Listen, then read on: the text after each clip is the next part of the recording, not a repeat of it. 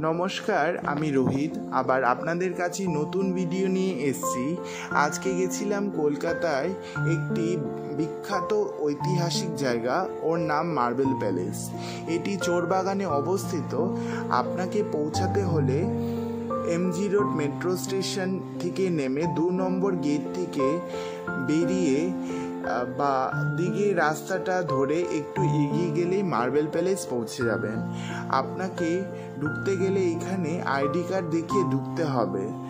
এটির ভিতরে কোনো রকম ছবি তোলা অথবা ভিডিও করা নিষেধ। আমি যতটুকু পেরেছি আপনাদের দেখানোর জন্য ভিডিও।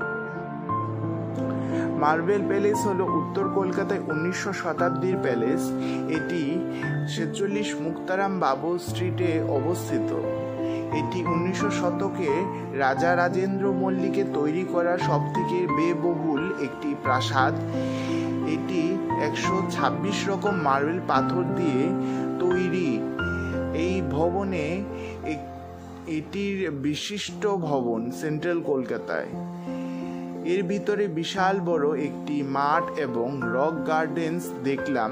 তার মধ্যে একটি ব্যক্তিগত চিড়িয়াখানাও রয়েছে। প্রথম চিড়িয়াখানা ভারতের এই চিড়িয়াখানা মার্বেল প্যালেসের ভিতরে ছিল। আমার ভিডিও যদি ভালো লেগে থাকে অবশ্যই লাইক, কমেন্ট এবং সাবস্ক্রাইব করবেন। ধন্যবাদ।